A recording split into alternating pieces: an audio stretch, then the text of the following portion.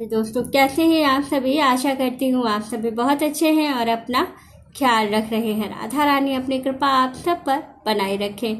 दोस्तों, आज हम बात करेंगे सावन मास की। सावन मास में जो लोग प्रतिदिन शिव जी को जल चढ़ाते हैं या सिर्फ सोमवार प्रदोष मासिक शिवरात्रि पर ही शिव जी को जल चढ़ाते हैं, तो उन लोगों को कौन कौन सी बातों का ध्यान रखना चाहिए और कौन सी गलतियां हमें नहीं करनी चाहिए, ये सारी चीजें जो बताऊंगी ये गुरुजी पंडित प्रदीप मिश्रा जी ने अपनी वीडियो में बताया है कि अगर हम प्रतिदिन शिव जी को जल चढ़ाते हैं या सोमवार प्रदोष मासिक शिवरात्रि पर जो शिव जी से संबंधित दिन होते हैं या एकादशी पर भी अगर हम शिव जी को जल समर्पित कर रहे हैं, तो कौन कौन सी बातों का हमें ध्यान रखना और कौन कौन सी गलतियां हमें नहीं करनी है।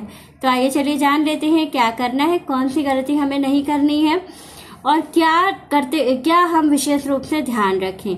कुछ चीजें होती हैं जिसको कि हमें विशेष रूप से जरूर ध्यान रखना चाहिए जब भी हम शिव जी की आराधना करें। क्या करना है आइए चलिए जान लेते हैं। सबसे पहले हम लोग बात कर लेते हैं सावन मास की। सावन का महीना बहुत ही पुनीत और पवित्र महीना है। इसमें कहा जाता है कि जो एक महीने का समय होता है, पूरे एक महीने का सावन होता है, यानी कि अब की बार का जो सावन है वो 11 जुलाई से लग जाएगा और 9 अगस्त तक का जो समय है ये पूरा एक महीने का समय सावन का होगा। इसमें कुछ ऐसी बड़ी गलतियां हैं जो हमें नहीं करनी चाहिए। कोशिश करें कि सावन के महीने में आप जल अगर नहीं भी चढ़ा रहे हैं, पूजन नहीं भी कर रहे हैं, तो आपको एक चीज का ध्यान रखना है कि जो तामसिक भोजन होता है उसका त्याग कर देना चाहिए। तामसिक भोजन क्या होता है? तो तामसिक भोजन में जैसे कि प्याज लहसुन है, मांस मदिरा है, इन सभी चीजों का हमें त्याग कर देना चाहिए और विशेष रूप से हमें सिर्फ शिव जी की आराधना करनी चाहिए। शिव जी की आराधना में बहुत सारे लोग कहते हैं कि जैसे शिव जी को भांग चढ़ती है तो बहुत से लोग कहते हैं कि वो तो प्रसाद है तो उसको ले लेते हैं, लेकिन नहीं लेना चाहिए क्योंकि वो एक नशा का हम लोग तो शिव जी को इससे चढ़ाते हैं। कहा जाता है कि शिव जी कहते हैं जिसको कोई नहीं ग्रहण करता है उसको मैं ग्रहण करूंगा, तो वो मुझे दो। जो चीज संसार में लेने लायक नहीं है, ग्रहण करने लायक नहीं है, वो आप हमें दे दो। तो शिव जी ऐसे बोल करके इसलिए उनको वो चीजें चढ़ाई जाती हैं। लेकिन लोग क्या कहते हैं कि भोलेनाथ को भांग चढ़ती है तो हमें भी खाना चाहिए, लेकिन नहीं खाना चाहिए। ये खाने योग्य पदार्थ नहीं होती हैं। तो इसका आप विशेष रूप से ध्यान रखें कि इन चीजों को खाने से हमें नशा होता है और ये सारी चीजें हमें विशेष रूप से छोड़ देनी चाहिए। अच्छा, अब मेरा जो टॉपिक है वो ये है कि सावन में अगर हम प्रतिदिन जल चढ़ा रहे हैं या सावन के सोमवार पर सिर्फ जल चढ़ा रहे हैं तो क्या प्याज लहसुन खाना चाहिए या नहीं खाना चाहिए। तो देखिए, अगर जो लोग व्रत करते हैं सावन में सोमवार का तो वो लोग तो खैर बिल्कुल ही नहीं लेते हैं। जो लोग नहीं भी व्रत करते हैं उन लोगों के लिए भी है कि अगर आप सिर्फ पूजन करते हैं, जल चढ़ाते हैं, तो बिल्कुल प्याज लहसुन को त्याग देना चाहिए। क्योंकि कहा जाता है कि बहुत से लोग कहते हैं कि अगर हम अभिषेक कर रहे हैं, घर में रुद्राभिषेक अगर करते हैं, तो कहते हैं जब तक पूजन नहीं किए हैं तब तक नहीं खाएंगे, उसके बाद खा लेते हैं। तो देखिए, अगर आप पूजन कर रहे हैं तो आपको उस दिन तो कम से कम बिल्कुल भी नहीं खाना चाहिए।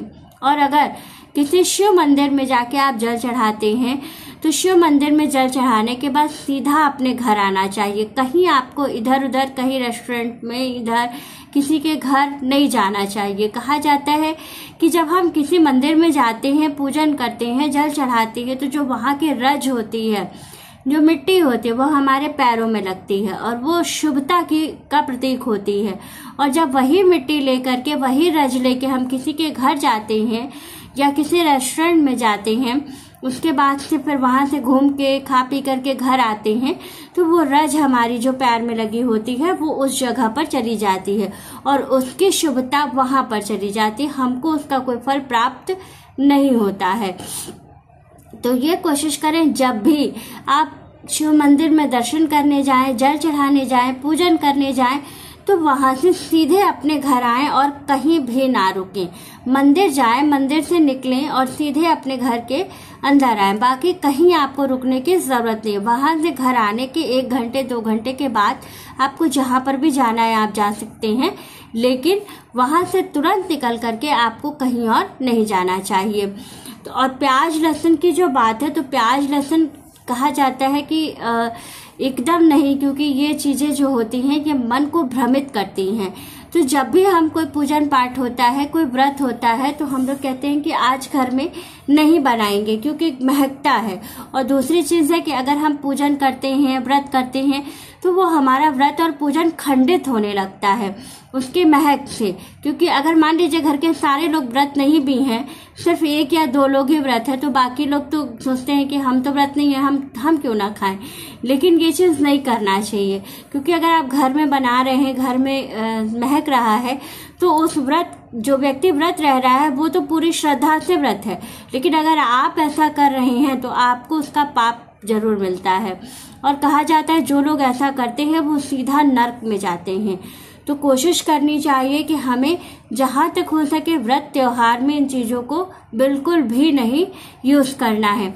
और शिव जी पे अगर आप जल चढ़ाने जा रहे हैं या चढ़ा करके आ रहे हैं, तो आपको बिल्कुल प्याज लहसुन छूना भी नहीं चाहिए, क्योंकि आपका पूरा पूजन, पूरा जप, सब कुछ खराब हो जाता है। तो कोशिश ये करनी चाहिए कि बिल्कुल भी नहीं मतलब नहीं खाना है, नहीं बनाना है तो नहीं बनाना है बस। बहुत से लोग तो होते हैं कि वो सावन में बिल्कुल घर से बाहर कर देते हैं, नहीं खाते।